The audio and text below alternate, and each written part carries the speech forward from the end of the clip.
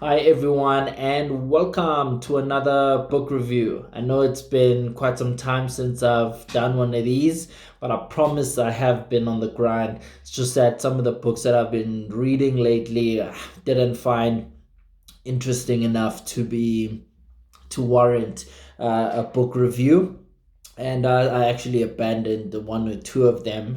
It was from some of my collection that I bought, a couple of years ago. I thought just to do a cleanup and read some of the books that I hadn't gotten to. So yeah, but I have been doing some reading, and in the next couple of days, you can look forward to quite a lot of content from my end.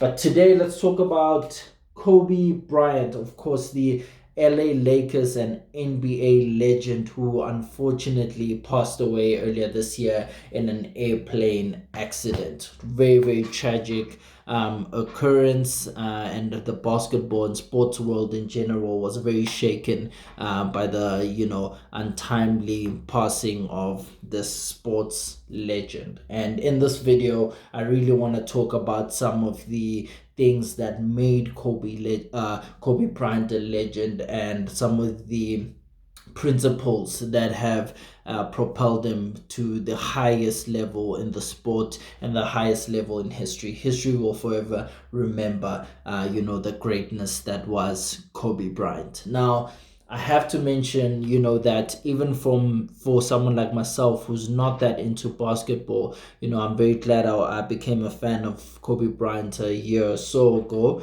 after watching a couple of interviews and just studying how he used to go about his basketball routine. I really got obsessed with his mentality, and it's really something that or a figure that I had at the back of my mind in aspiration. So I'm very excited to get into some of the things that I've learned from Kobe Bryant, and things that you could learn as well and look to apply in your daily life. Like, I always like learning from sports figures, whether you understand the sport or not. Sports stars, especially the elite, just they epitomize everything that it takes to be successful in anything. And I think that's why they are such relatable figures to learn from, and especially because their job really, it's so easy to see an elite sports star compared to, let's say, business, right? Their attributes have to perform on the court, and you can see it week in, week out, so it always makes them quite interesting to study. I mean, you would see the centerpiece to my bookshelf is the Mike Tyson biography, for example. I'm not that into boxing as well, but that's one of my favorite books of all time. So I'm really encouraging you to dig up some Kobe Bryant interviews and learn as much as you can as well. This reading also comes timely after The Last Dance, which is a Netflix docu-series that kind of describes one of the greatest sports dynasties in history, which was the 90s Chicago Bulls, which was led, of course, by Michael Jordan. They won 6 rings, which is 6 championships out of 6. They didn't lose in the finals, and that kind of chronicles, well, that docu-series chronicles the behind the scenes to those accolades and how everything happened. But let's come back to Kobe Bryant and what you can learn from him. So this book is really a very creative offering. I wouldn't even say it's a book. I'm sure someone's writing the biography as we speak. But this is really a creative compilation. So it's a series of pictures, really. Yeah, if you can see that. So it's pictures all taken by the same person, Andrew Bernstein, who has followed Kobe throughout his career and kind of built a relationship with him throughout the years. And yeah, has been a very useful person in Kobe's career, just chronicling and detailing some of the key moments. So it's put together like that. He talks about, his process, or so, meaning how does he prepare for games? How does he prepare for the basketball in general? What were some of the things that set him apart? But then he goes quite in detail in in a chapter called The Craft, where he talks about how did he actually, use, how did the process manifest on the court, right? And he also details a lot of players that he's gone up against, and says, for example, I marked LeBron like this, or I approached this game in this way, I approached this team in that way.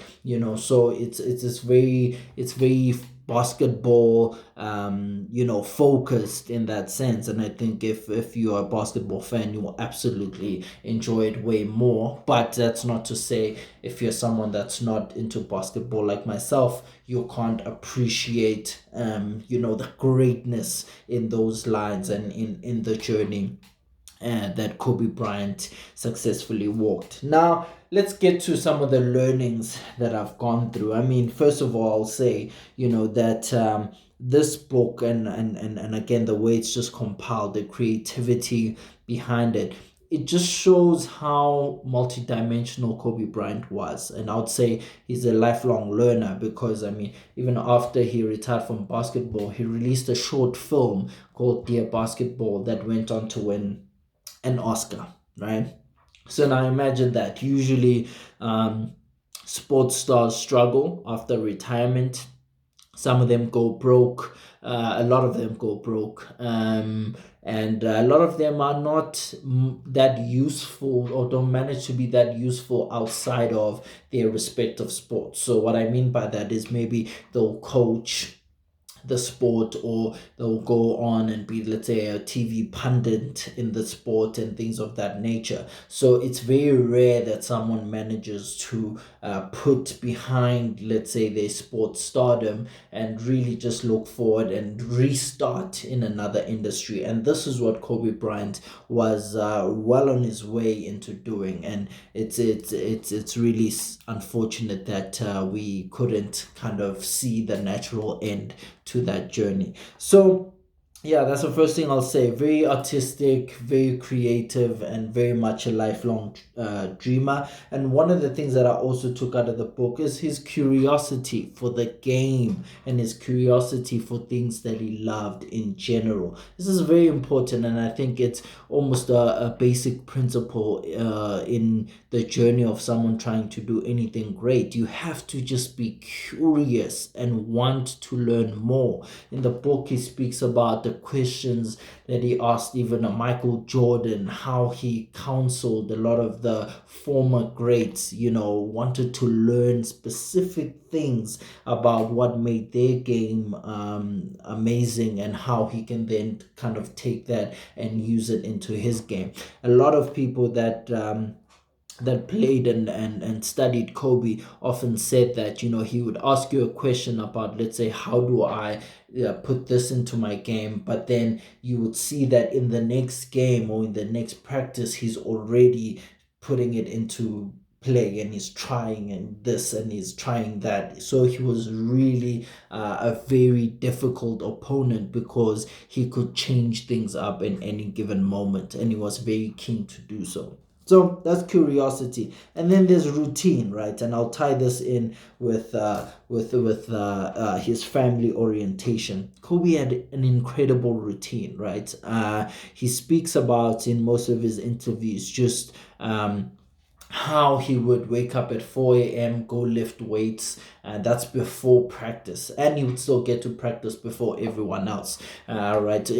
Earlier to practice than any of his teammates, gets a 2 hour head start than any of his teammates by lifting weights and being in the gym alone. But what I like the most, and is what I'll also put in, it's very rare to find someone who was so intentional about his family orientation, right? And making sure that he's there for his family all the time. So, for example, in that routine, what he always points out is that he woke up that early and did all of those things because he had to and made sure that he was always there to take his family or his children take his children to school and things of that nature. For example, that's very rare, right? People and elite sports stars tend to be sometimes very self-absorbed, and really everybody else comes second, but he managed to walk that line and do that. And funny enough, or not funny enough,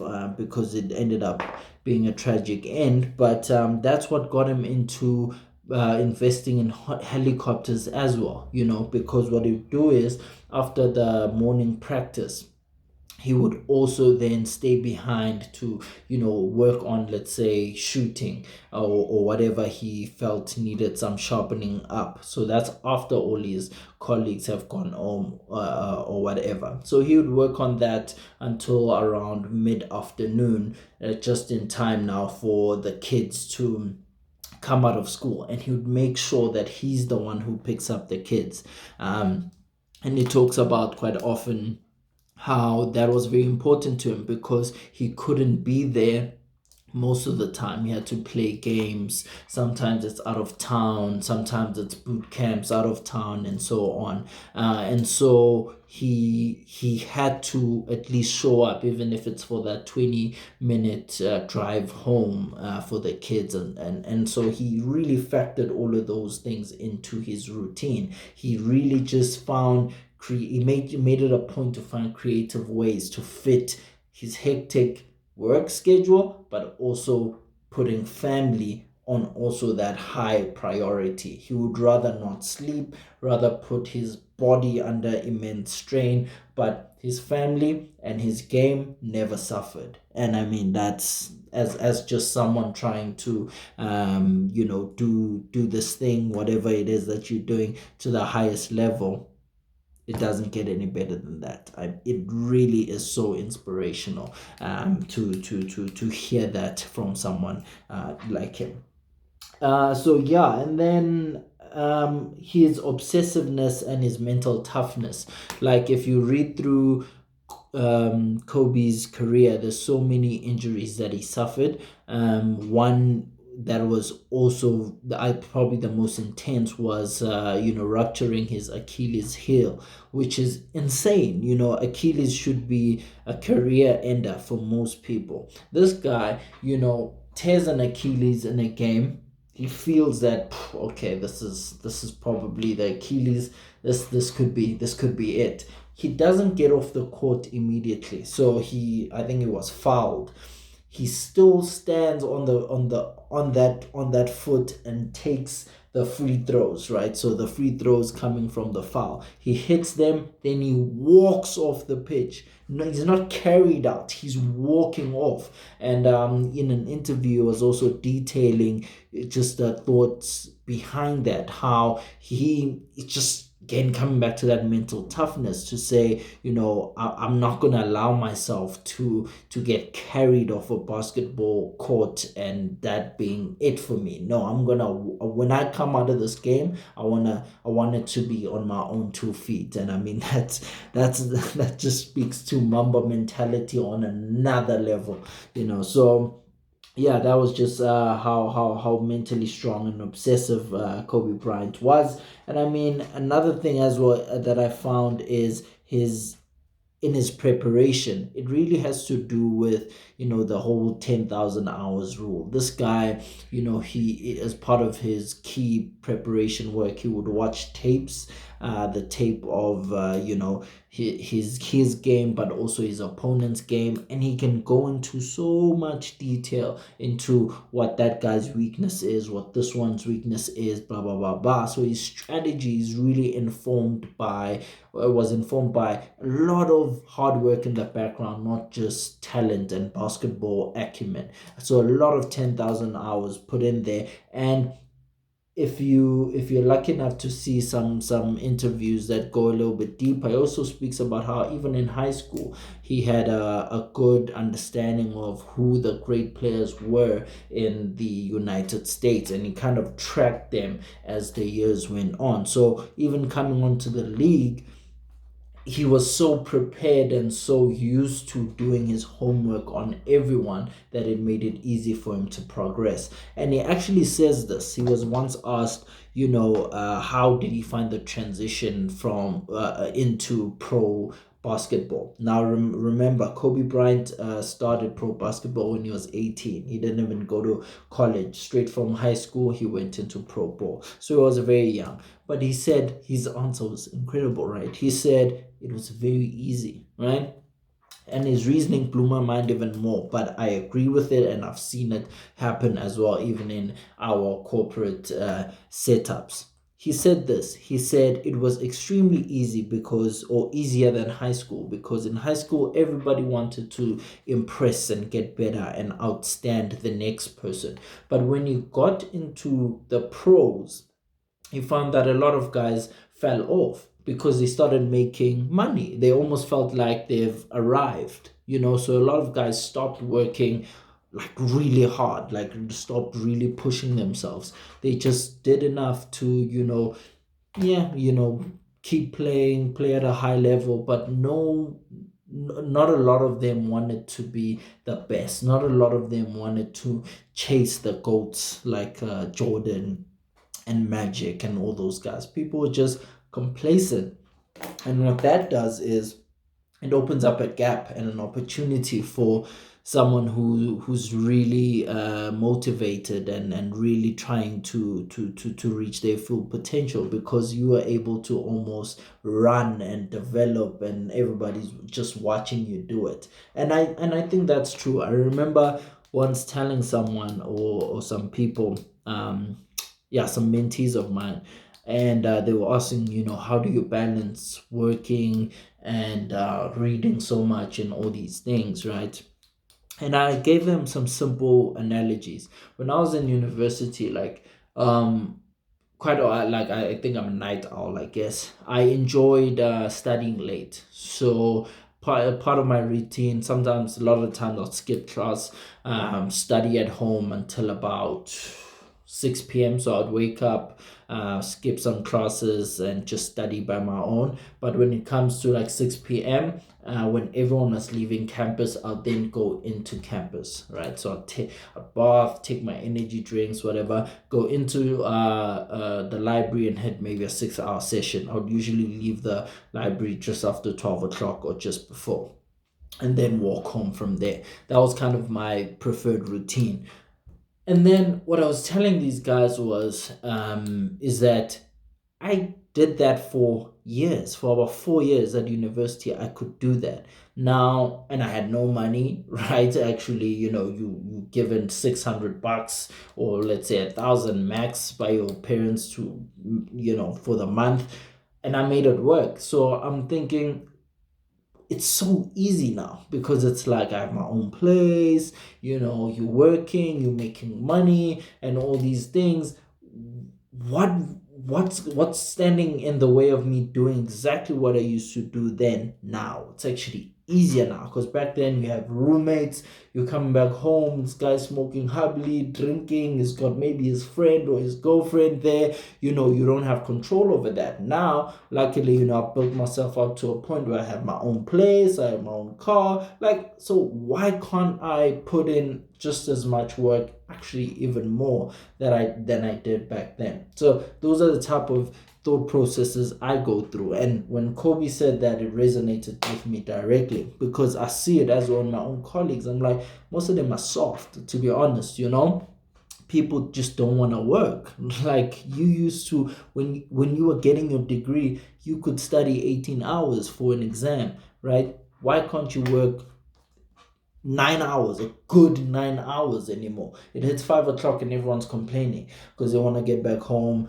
put on the heater, and watch the housewives of what.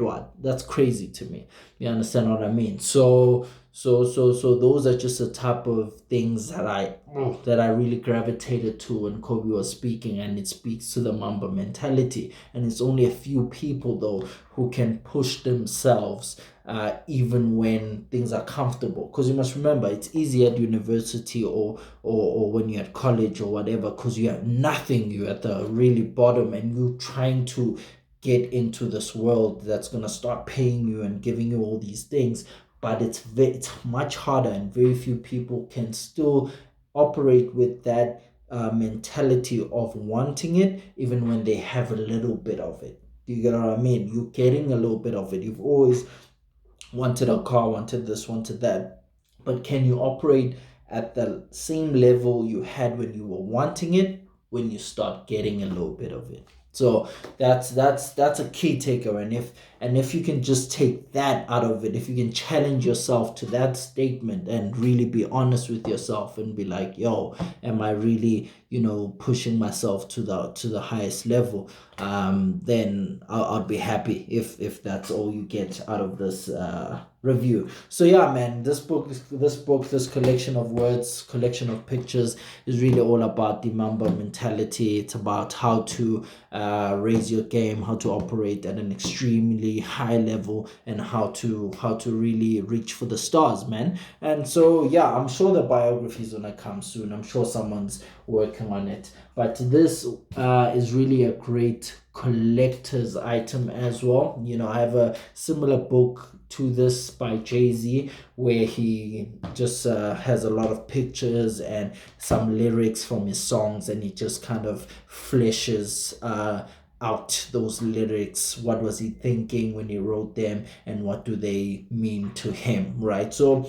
books like this are really great as a collector's item. So I really like it. It's very rare to find, and yeah, it's a centerpiece for my collection, and that's where it sits. So it's one of those books that I think when people come in and just see your collection, they can tell a lot about you. So that is the Mamba mentality by Kobe Bryant. I really hope you guys are strengthening your mentalities, sharpening, and really just becoming the best version of you. Let me know what you think about this book. Let me know what you think about just having a strong mentality in general, and what maybe you are doing to improve your mentality, improve your mental health, and just keep searching and striving for the stars. I wish you the best of luck in anything that you do, and I hope you guys are really approaching this life thing with a growth mentality, and I hope that you are really trying to be your best selves, because at the end of the day, well, at least according to me, that's what life is about, and without that, it all doesn't make sense. Reach the best of your potential and show us what you can do. Cheers.